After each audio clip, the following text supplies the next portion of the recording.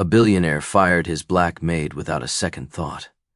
But when he secretly followed her home, what he discovered shattered his pride and left him in tears. Stay with us to see how this story unfolds, and tell us in the comments where you're watching from.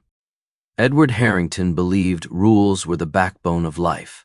A billionaire shipping magnate in Oxfordshire, he ran both his business and his home with clockwork precision. Every minute mattered, every action had to fit within the boundaries of order. His wife Eleanor moved quietly within that structure, but his 8-year-old son Samuel often felt smothered by the weight of his father's expectations. In the middle of this household was Ruth Williams, a black maid from Brixton in her late 40s. Her uniforms were plain, her shoes often worn, yet she carried herself with quiet grace. For years she had worked faithfully in the Harrington estate, but to Samuel, she was something much greater. She listened when he felt ignored, made him laugh when silence hung too heavy, and patched up the small wounds of childhood with gentle hands. In his sketchbook, he had drawn her with wings, scrawling beneath it, "My angel Ruth." Edward never noticed those drawings. To him, Ruth was staff, nothing more, which is why, when she began arriving late 3 mornings in a row, his patience broke. The first day was a quarter of an hour, the second, half an hour. By the third morning, she was nearly an hour behind. At the long oak table, Edward sat with his pocket watch laid out beside his plate, jaw tightening each time he glanced at it. Eleanor kept her teacup steady, though her eyes flicked toward her husband nervously. Samuel toyed with his breakfast, knowing his father's anger was rising. Ruth entered. Her face looked drawn, but her uniform was crisp and her voice calm as she offered her greetings. Edward snapped. His hand struck the table with a crack. "Enough, Ruth. 3 days late. This ends now. Pack your things. You are dismissed." Ruth's lips parted, the beginnings of an explanation forming, but Edward silenced her with a single raised hand. His voice cut like steel. No excuses. In this house, rules are not optional. The dining room fell silent. Ruth stood frozen by the door, her hands trembling as though she were holding back a storm. Eleanor lowered her cup, uneasy but hesitant to speak. Edward's glare never softened. Samuel's chair scraped sharply against the floor as he bolted upright. His small legs carried him across the room faster than anyone could stop him. He wrapped his arms around Ruth's waist, clutching her apron like it was a lifeline. "Don't leave, Ruth. Please don't go." His cries echoed through the grand hall. His little chest heaved with sobs, his cheeks streaked with tears. Eleanor's lips parted, a protest forming, but Edward cut across the air with a sharp voice. "Samuel, enough. She knew the rules and she broke them. That is the end of it." Ruth's eyes glistened. She crouched down to Samuel's level, brushing the tears from his face with trembling fingers. "Sweetheart, I don't want to leave you either," she whispered, her voice cracking, "but sometimes we have to say goodbye, even when it hurts." Samuel shook his head violently. "No, you can't. You promised you'd always stay." His cries grew louder, desperate, the sound of a child terrified of losing the one person who made him feel seen. Eleanor shifted uncomfortably in her chair, her voice soft, almost pleading. "Edward, perhaps we should let her explain." But Edward's hand sliced the air. His tone was final. "No, rules are rules. If we bend them once, we bend them always." Ruth stood slowly, tears spilling freely now. She stroked Samuel's hair one last time, then gently untangled herself from his grip. His small hands clutched at her apron until the fabric slipped away. With her head bowed, Ruth whispered, "Goodbye, Samuel." She turned toward the servants' quarters to gather her belongings. Samuel collapsed to the floor, his cries filling every corner of the house. "Please, Dad, bring her back. Please." His voice broke on the last word, but Edward hardened himself, repeating the same line he always used. "One day you'll understand. Rules are what make us strong." But even as he said it, unease stirred in his chest. Samuel had never cried like this before, not even when he scraped his knees or broke his toys. This was different. This was heartbreak. That evening, the mansion felt colder than ever. Dinner passed in strained silence. Samuel refused to eat, staring at the empty chair where Ruth always sat with him before bedtime. Eleanor glanced across the table, her eyes sharp with quiet disapproval. "Edward, you were cruel," she murmured. Edward stabbed at his roast with unnecessary force. "I was fair. If you allow one person to break discipline, soon everyone will." "But she served this family faithfully for years," Eleanor pressed gently.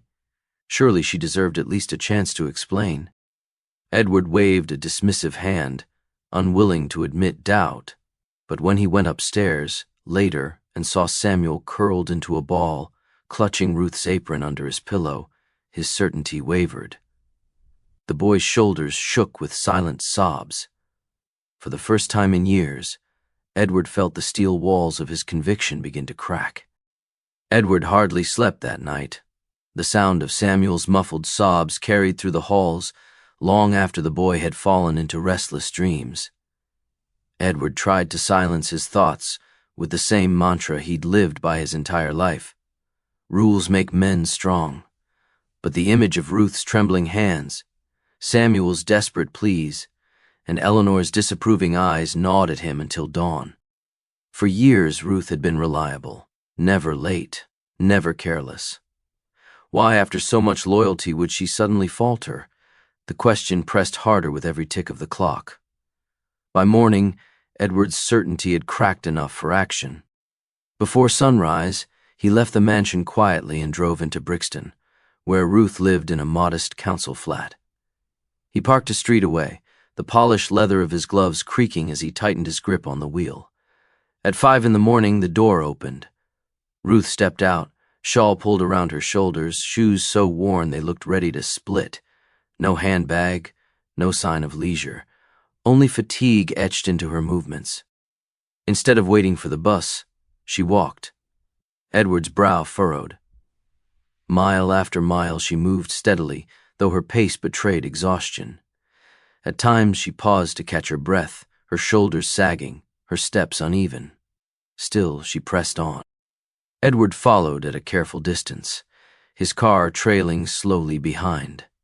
The streets of Brixton gave way to busier roads, markets buzzing with early workers, and narrow alleys filled with the sound of rolling shutters. Yet Ruth never stopped. His mind raced. Why would anyone choose this punishment, walking for hours instead of a simple fare? By the time she reached the edge of Surrey, she had walked nearly 10 miles. Edward's chest tightened. He parked ahead, waiting, and watched her limp past his window with quiet determination. Pride had kept her from asking for help. He realized that now, but pride could not explain the deeper weariness in her eyes. Finally, Ruth turned toward a modest brick house beside her own flat. Edward stepped from his car, drawn by something he didn't yet understand. He approached quietly, careful not to be seen, and peered through a half-open window. Inside, Ruth knelt beside an iron bed. On it lay an elderly woman, her body frail, her hair silver, her face pale with illness. Ruth's voice, gentle but firm, filled the room. "I'm here, Mama. Don't worry. I'll get to work soon." She pressed a damp cloth to her mother's forehead, then spooned porridge carefully to her lips. "Please eat a little, Mama. You must keep your strength." Her mother's hand trembled as she squeezed Ruth's fingers. In a voice barely above a whisper, she said, "Kindness weighs more than gold, Ruth. Don't let the world harden you." Edward stood frozen, the breath caught in his chest. Through the reflection in the glass, he saw himself, a man on the outside, staring into a world of sacrifice and love he had failed to recognize. In that moment, the rule he prized above all others crumbled. Ruth wasn't careless, she wasn't lazy, she was carrying burdens he had never once asked about. And in judging her, he had humiliated the very person who had given his son the warmth he himself could not. Back in his car, Edward lowered his head into his hands. For the first time in years, shame weighed heavier than pride. Edward couldn't erase the image from his mind, Ruth walking mile after mile in broken shoes, then kneeling by her mother's bed with gentle devotion. The sound of Samuel's cries from the day before echoed in his memory, colliding with the whispered wisdom of Ruth's mother. Kindness weighs more than gold. By evening, Edward found himself outside Ruth's flat. He stood there longer than he intended, the weight of pride pressing down on him, until the door opened and Ruth stepped into the fading light. She froze when she saw him. "Mr. Harrington," she said cautiously, clutching her shawl tighter, "why are you here?" Edward swallowed hard. His voice, usually sharp and commanding, came out quieter than he expected. "Ruth, I owe you an apology. I judged you without knowing the truth. I saw what you've been doing, caring for your mother through the night, then walking miles to serve my family, and I repaid that sacrifice with cruelty." Her eyes filled with tears, but she shook her head gently. "Sir, my burdens are not yours to carry. They are mine alone."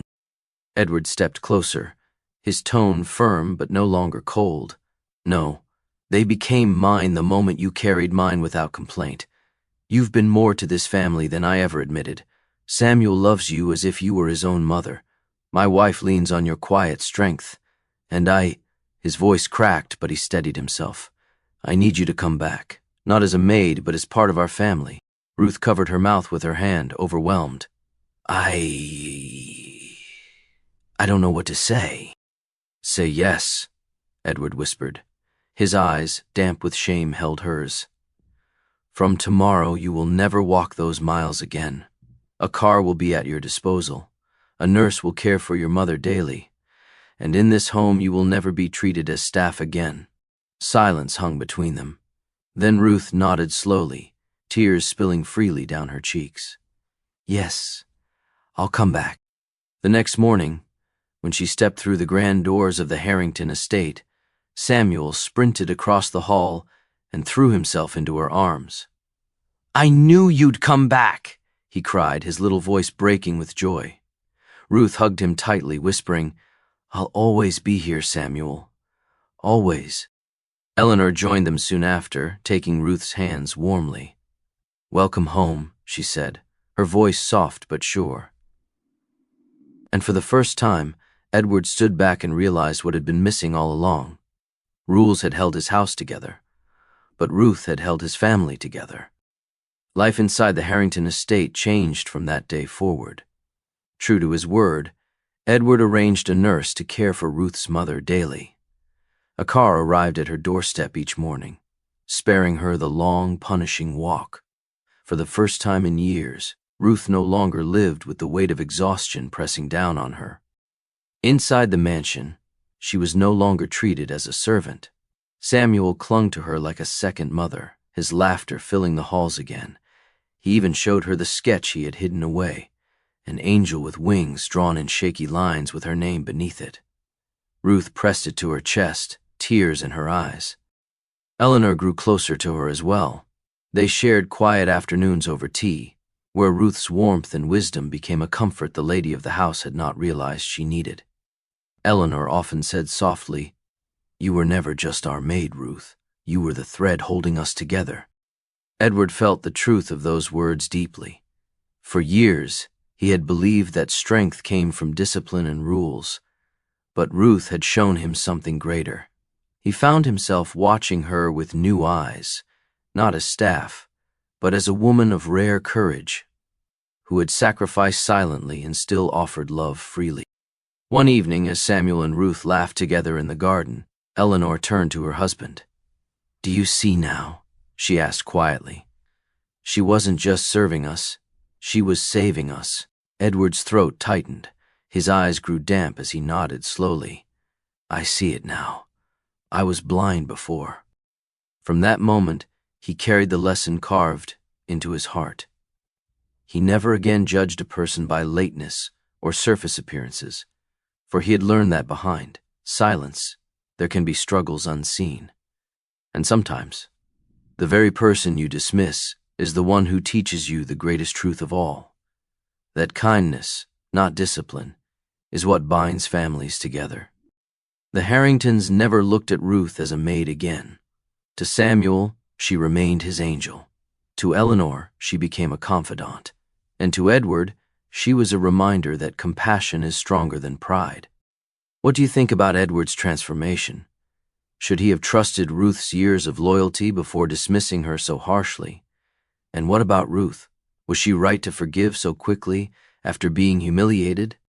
Stories like this remind us that behind every silence there can be a struggle we cannot see. But do you believe discipline should always come before compassion, or is kindness the greater strength? We'd love to hear your thoughts. Share your opinions in the comments. If this story touched your heart, don't forget to like this video, subscribe to the channel, and share it with someone who could use a reminder that kindness changes everything. And as always, thank you for watching. We'll see you in the next story.